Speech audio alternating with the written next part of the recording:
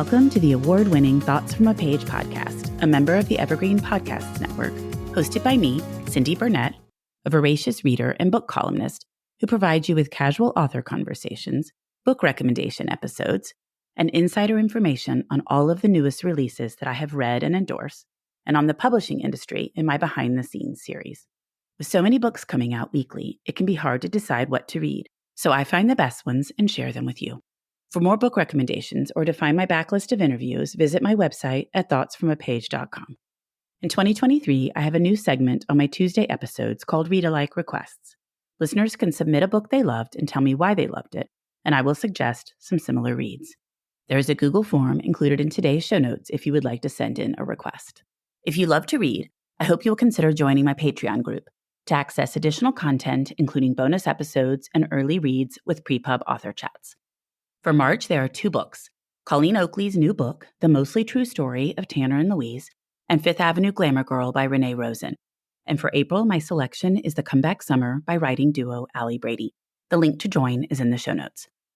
Today, I am chatting with William Kent Krueger about his audio original, The Levee. Kent is the New York Times bestselling author of The River We Remember, This Tender Land, and Ordinary Grace, as well as 19 acclaimed books in the Cork O'Connor mystery series, including Lightning Strike and Fox Creek. He lives in the Twin Cities with his family. I hope you enjoy our conversation. And now for a quick break. For the last year, I have been focusing more on my health and eating habits. In connection with that, I have started drinking AG1 in the morning. When I started drinking AG1 daily, I could feel a real difference in my health and energy levels. That is because AG1 is a foundational nutrition supplement that supports your body's universal needs like gut optimization, stress management, and immune support.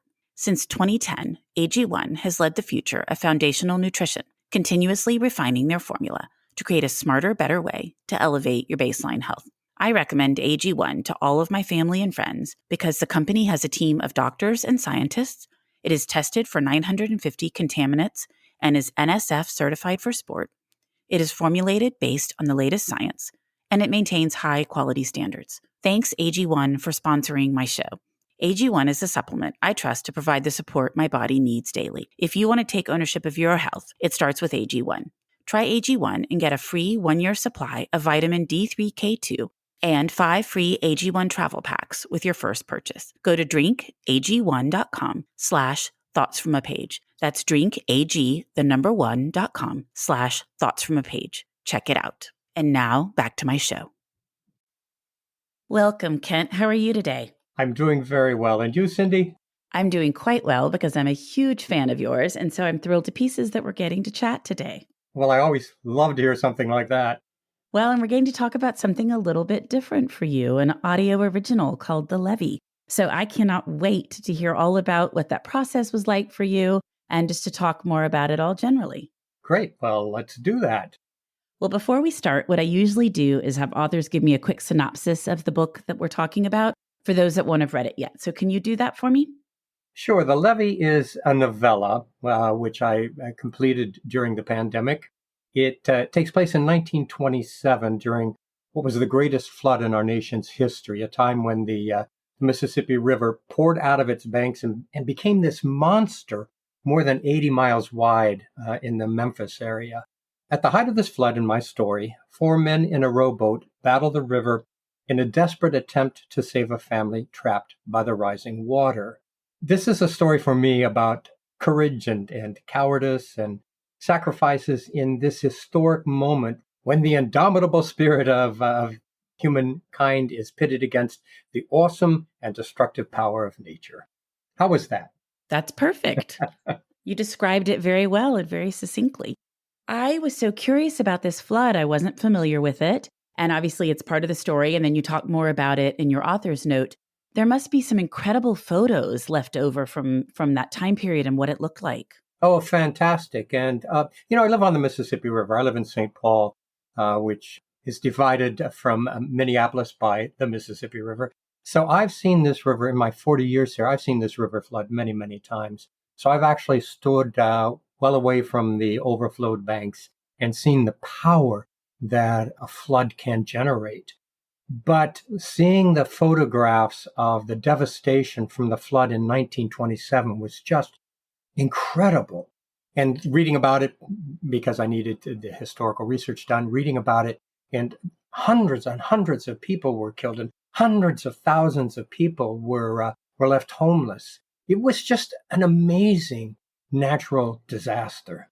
So I live in Houston, and we are no strangers to bad floods. Harvey is the most recent and the worst that we have endured. And I am always amazed at how destructive water can be in those situations. Like, flooding is bad. Obviously, it's very basic. But when you're living through it and you're watching it and you're seeing everything and how it's impacted by water. I mean, so many of our roads are still torn up because the water seeps underneath it, and they've repaired some of them. But still, as we're driving along day to day, I'm like, oh my gosh, so much damage and long-term damage. So I can't even imagine something of the magnitude of this flood. When it floods in areas where it does flood frequently, I'm thinking of the Southwest here, what they've told me is that you should not enter an area where 6 inches, I think it's 6 inches of moving water exists, because 6 inches of moving water can push your car in directions you don't want to go. Imagine a flood that's 30 feet above flood level. Imagine water 30 feet above flood level and the destruction that could cause. It's terrifying to think about. Yeah, it was fun to think about that, as a matter of fact. I was going to say a little more exciting for you. I just think, but yes, when you're trying to create a story, that definitely gives you a good impetus and a good thing to build on. And you also, I guess, take Faulkner's story, The Old Man, and you build a little bit on that, or take that as your inspiration. Is that correct? Yeah, that's absolutely true, Cindy. When I was in my 20s, I was kind of a Faulkner fan back then. Anybody who reads Faulkner understands how difficult Faulkner can be to read, but I was really enamored of his writing back then. And one day I read The Old Man, a novella that he wrote about a convict who is sent to rescue a pregnant woman and all of the complications that causes for this guy. And I thought, this is just a terrific conceit for a story. So I sat down and tried to write my own short story based on it, inspired by that story. Didn't do such a great job of it in my 20s. I tackled the story again in my 40s when I was taking a creative writing class at the University of Minnesota. And I expanded on it, but it still wasn't quite there. Then the pandemic came along, and I finished a couple of novel-length manuscripts. Didn't have any other ideas for anything at the moment. So we went back to the idea for the Levee and completely reworked the story as it now stands, using everything that I've learned in all of these years as a storyteller. And I was so pleased with the result. I thought it was so entertaining, and it really lends itself to an audio format. And I would love to hear a little bit about what that was like writing for just an audio format versus writing for print, knowing it'll be turned into an audio. Well, I had terrific editors at Simon & Schuster, people who are quite experienced in how a print version would be different for an audience listening to an audiobook. And they made some terrific suggestions in editing the text with that audience in mind. And what can I say? I was just so pleased with their suggestions and the result of it. And I think J.D. Jackson, who reads the story, just does an amazing job with what we've given him. He has a very compelling voice. Indeed he does. Indeed he does. Well, what did you find you had to do to have somebody understand parts of the story as a listener versus as a reader? I mean, when there are certain descriptions, characterizations, the way people moved about, like what was the most different, did you find? Well, one of the things I had to do was introduce my characters in a different way than in the written novella. I had to introduce them a little more upfront, a little more rapidly, and a little more memorably, so that they were fixed early on in the reader's imagination. So there was that. There was a lot of, I'm a fairly subtle writer in many ways, and I needed to cut out the subtlety and offer more concrete visual images for readers to hang on to. So there was quite a bit of that. I think when characters move and are moving about each other, it seems like those are the things people say they really have to focus on a little bit more in the audio versus the written, because you are having to say things that would be very understandable if you were reading it. Yeah, in a piece of writing, you can always go back and reread. Oh, I didn't quite get that. I need to go back and understand it. You don't have that luxury in an audiobook. So you need to make sure everything is very clear for the reader right from the get-go. And that's an interesting thought about introducing the characters. I'm not sure I had really thought about that, and making them very distinct from each other. Yeah, which wasn't a difficult thing to do because in my mind's eye, as I was imagining the story and imagining all of those involved, it was easy for me to see these characters and to understand who they are, their motivations, all of that. But then to rewrite it in such a way that I could give the reader that quick down and dirty, memorable down and dirty on a character was an interesting challenge. I bet so. I'm just completely fascinated by this audio boom. Just seems like that is one of those things that is continuing to grow and grow and grow. And which was one of the reasons that when my agent approached Simon and Schuster with the novella, they suggested the audio format. Let's give it a try as an audio format, because a novella is it's not, you can't find a lot of places these days to publish a novella. It's too long for most of the magazine outlets who would publish short stories. And it's not really long enough to be up there on a bookstore bookshelf with other longer novels. So trying it as an audio original was really, I thought, a terrific idea. I agree with that, because the other thing that I find with novellas, especially if they're published in hardback, is they're just so expensive comparatively. When I go to buy them, I'm like, oh, I don't really want to pay $20, $21 for a novella when I could buy a paperback for $16.99. So I think it is hard to find that exact right market, and audio definitely seems to fit the bill. And I think you touched on it a moment ago. Audio is booming. More and more and more people are becoming lovers of audiobooks because they meet our needs as a mobile society, a busy society so well. I do a lot of traveling for book events, and my preferred mode of travel is a car. And whenever I take off in the car to do events someplace far away, I download 2 or 3 audiobooks to listen to as I'm traveling, because a good audiobook with a terrific reader just makes the miles fly by. And I have had people contact me and tell me that they listen to audiobooks as they do their housework or their yard work or while they're working out or while they're walking the dogs. So many good reasons for audiobooks to be becoming much more popular. I think that's right. With the advent of the iPhone, which obviously was a while ago now, but the ability to put AirPods in your ear or whatever type of headphones you're using, people can just take that with them anywhere. And you didn't used to really be able to do that. You had to take your Walkman or your Discman or whatever it is. And so it's just so much easier now to pop something in and listen to it. And you're not even having to worry about finding the right disc. It's just on your phone. You just pull it up, hit play, and go. So yeah, it does make it a lot simpler. I've had some pushback by people who tell me they will never listen to an audiobook because they have to have the real thing in their hands. And I get that. That's just fine. But what I've tried to point out to them is that storytelling is an oral tradition. Long before we had a written language, we had stories, and stories were passed down from one generation to the next in the oral way. And stories were so important in our ancient cultures, particularly because they passed down our social norms, our spiritual beliefs, some of the ways in which we needed to behave in society. As an oral tradition, it's been really important to us forever. I also point out to a lot of people that, audiobooks, there are so many people out there who are blind readers, and books for the blind are not necessarily easily come by. But with the advent and the proliferation of audiobooks, blind readers or blind listeners, I guess you'd have to say, now have access to almost anything that they would want to listen to. Absolutely. And I think the other thing about audiobooks is it just takes a little bit of getting used to. I was never a person that said I will never listen to audiobooks, but I wasn't a huge fan of them initially because I just hadn't done it. So I started with nonfiction because I think initially it's a little easier to follow nonfiction. But now I'm well into fiction as well, and I love it. And sometimes if my mind wanders, I just back it up a little bit and keep listening. And it does make you focus more. But I think anything that helps us continue to focus on focusing these days is only beneficial. I couldn't agree more. So, everything gets pulled in a million directions. So the fact that we do have to focus, you don't want to lose those skills. So I think it's great. And as you said earlier, you can do it in any number of times and places and ways.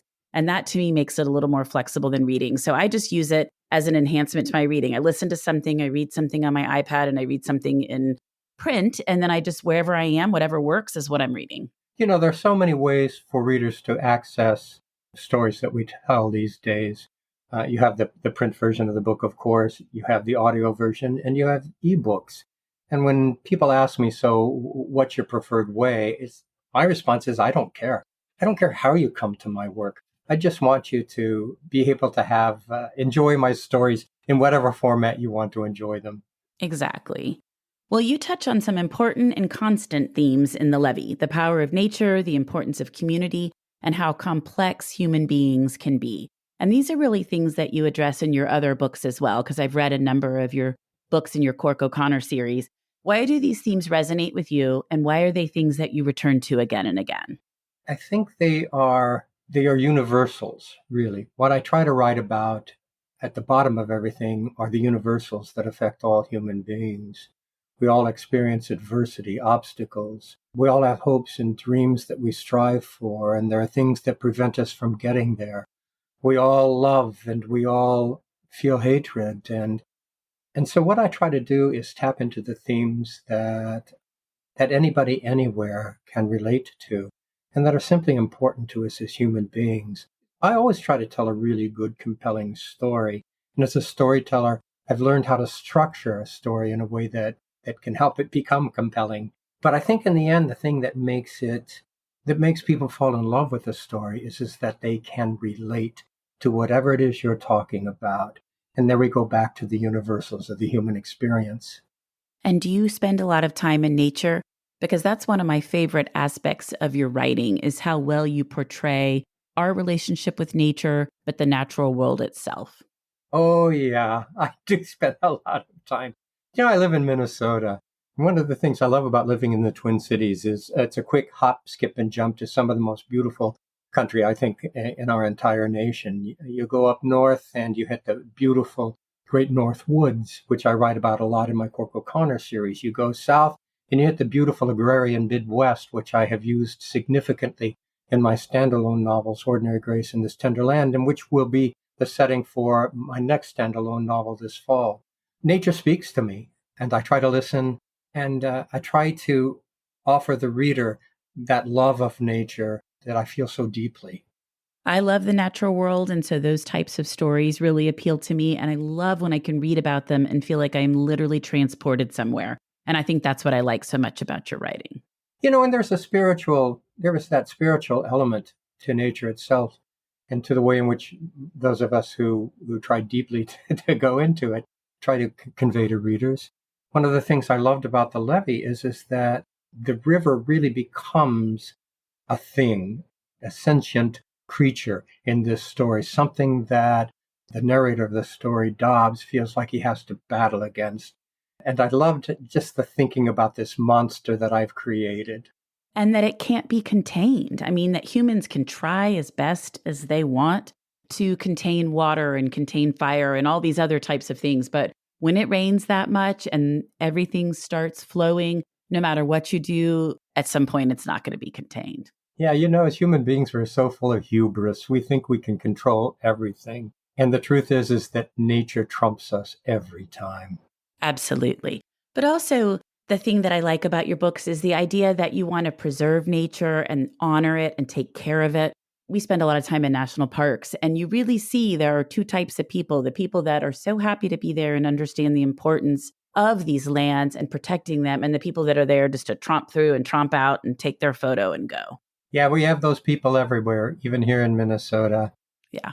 There's no, I think, getting away from that. There are those who are always going to be callous to what nature, all of the blessings that nature offers. But you can do your best to write about nature in this wonderfully grateful way and hope that you do some good. Absolutely. Share that with people so that maybe it educates them a little bit while they're enjoying a fabulous story.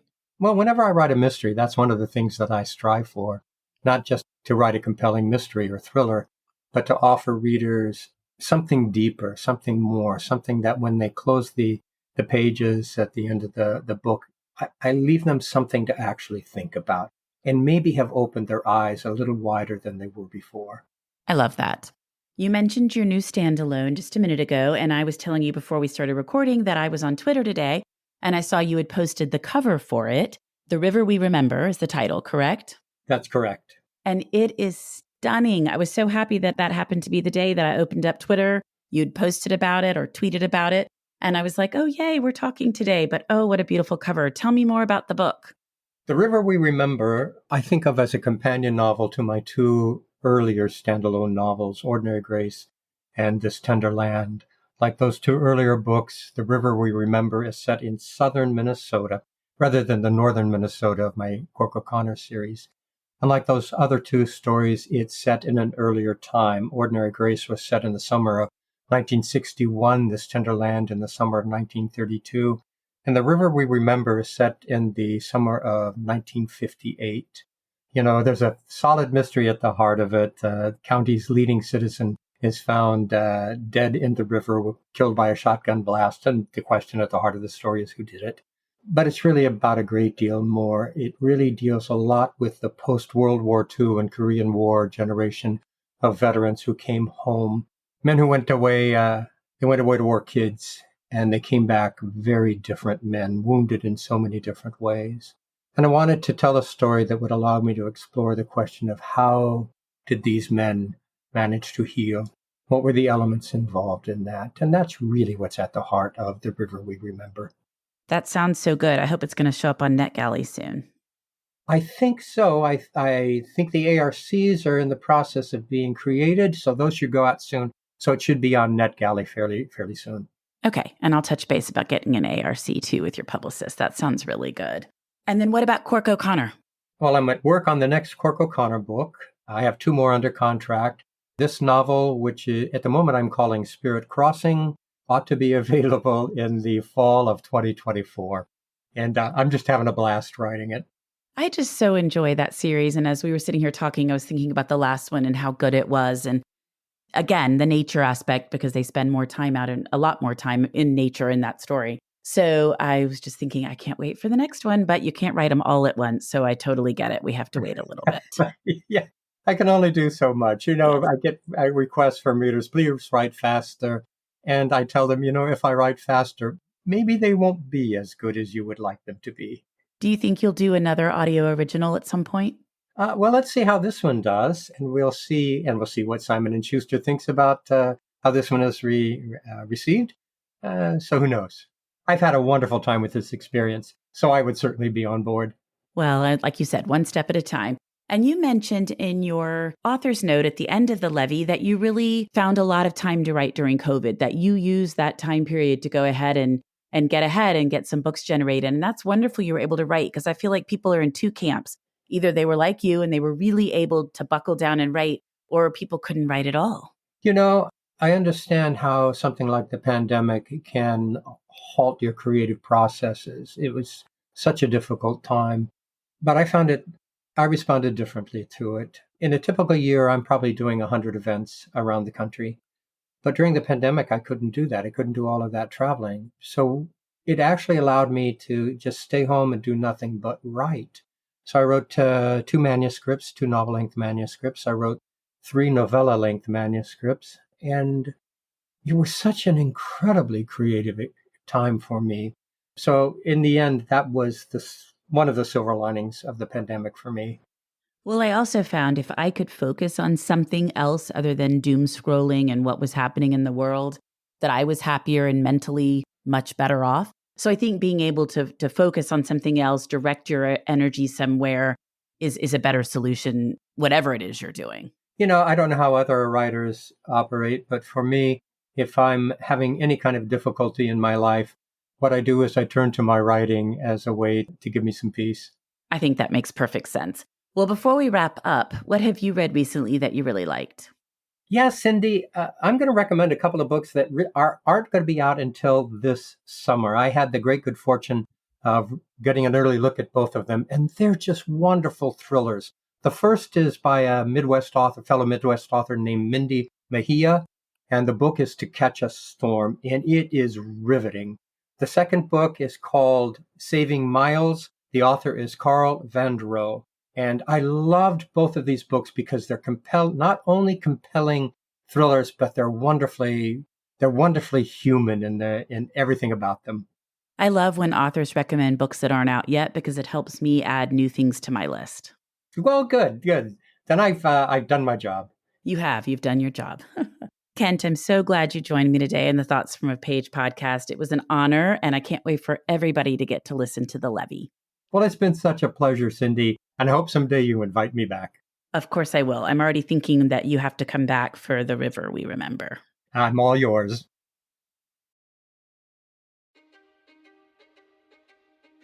History is complicated. The story of human progress is long, messy, and riddled with controversies big and small. On Conflicted, we dive headfirst into history's most infamous events and contentious figures. We try and untangle the good from the bad, the fact from the fiction, and the monsters from the misunderstood. Was Genghis Khan a murderous butcher or a civic pioneer? Did the Allied powers go too far in firebombing the German city of Dresden at the twilight of World War II? And how did the Marquis de Sade acquire such a sinister reputation? And was any of it true? These are just a few of the tough questions we wrestle with and investigate on Conflicted. So if you love history or just enjoy a good story, please join me, your host, Zach Cornwell, for a fascinating new topic each and every month. Conflicted, a history podcast, is available on Spotify, Apple, or wherever else you get your podcasts. I hope to see you soon.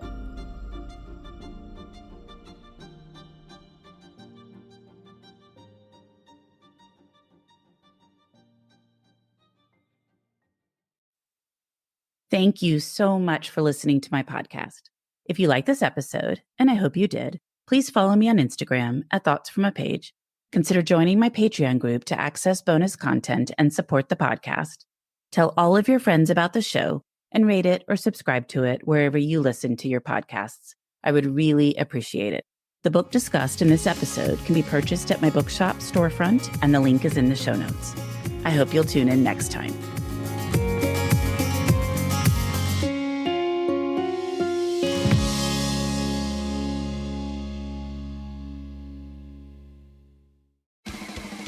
Science, science, science! Science, science! Hello, podcast fans. Want to get weird with us? Come check out the Mad Scientist Podcast. We're a weekly show that looks at the history, philosophy, and hard facts behind your biggest paranormal questions. Did the government really pay for a psychic spy program? Yes! Is it true that surgery got its start in grave robbing? Yes! Can a roller coaster really kill you? Legally, we can't say so for sure, but sometimes, yes! Join myself, Chris Cogswell, and my co-host, Marie Mayhew, as we examine the science, philosophy, and history behind the strange and unusual. All to discover what's possible and plausible versus what's, well, just made up. Check us out wherever you find your favorite podcasts. The Mad Scientist Podcast.